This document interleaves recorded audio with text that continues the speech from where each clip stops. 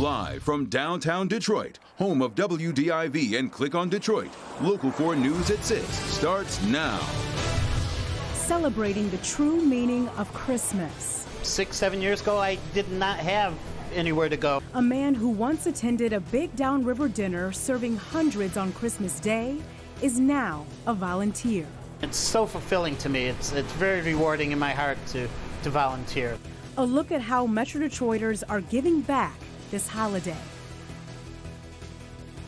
Good evening and Merry Christmas. We begin with a look outside as we celebrate one of the warmest Christmas days in years. It's 48 degrees outside right now, but we saw temperatures in the 50s for much of the day. The sun did make an appearance for many of us on this Christmas day, and I am not complaining.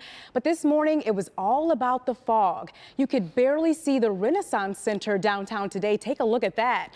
Let's get over to Paul Gross. And Paul, everyone wants to know, will this warm stretch continue?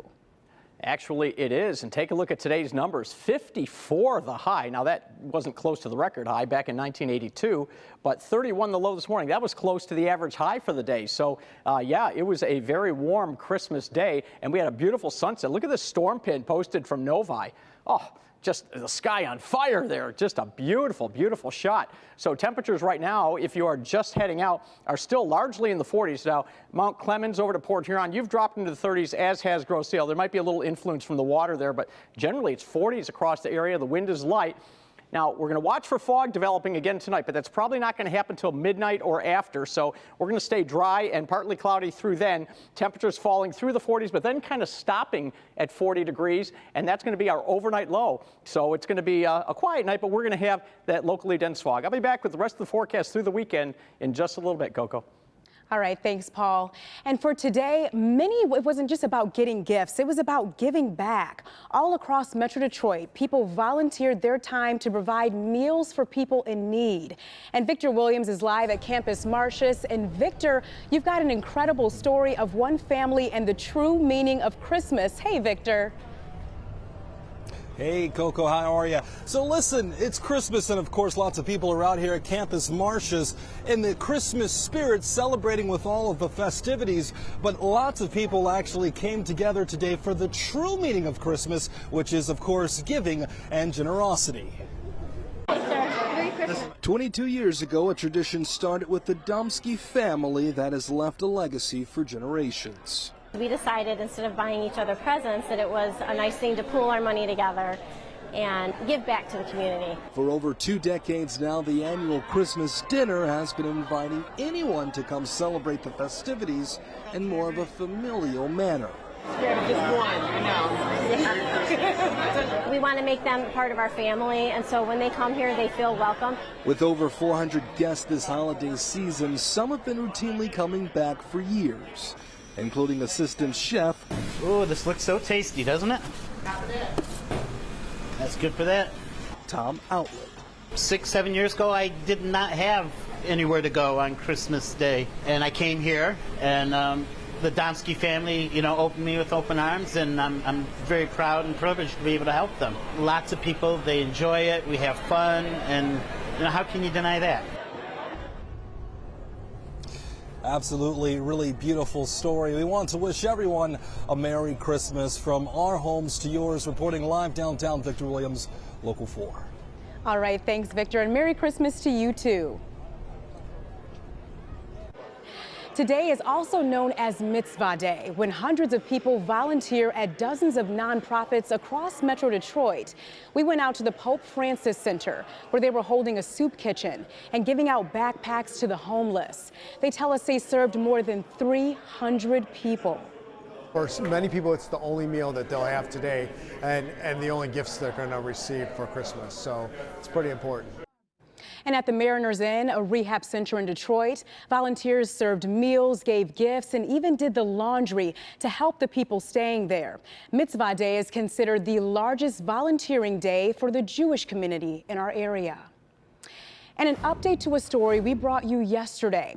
Michigan's Attorney General says her office is not suspending the criminal investigation into Michigan State and the Larry Nassar scandal. Attorney General Dana Nessel says her communications director was, quote, inadvertently misleading when she said her office suspended the 2-year-long investigation into MSU's handling of Nassar complaints. Nessel says they're at an impasse with Michigan State over the release of thousands of documents. But Nessel says the investigation is ongoing. And a Macomb County cell phone store is robbed at gunpoint on Christmas Eve, and the employee turns the tables on the thief. East Point police say a man robbed this Cricket Wireless on Gratiot near 8 Mile last night. An employee fired a shot at the man, but he was not hit. The thief got away with cash and a cell phone. Of course, if you know who he is, give police a call. And sad news from the music world tonight. A Detroit native responsible for some iconic songs has died. Allie Willis died yesterday because of a heart problem. Willis wrote classics like Earth, Wind and Fire's September, along with the Friends theme song and the music for the Broadway musical, The Color Purple. She was 72 years old. And President Trump and the First Lady Melania Trump wished Americans a Merry Christmas today as they celebrate in Florida. The President and I want to wish each and every American a very Merry Christmas. The president added prayers for U.S. service members overseas and expressed hope for peace among nations.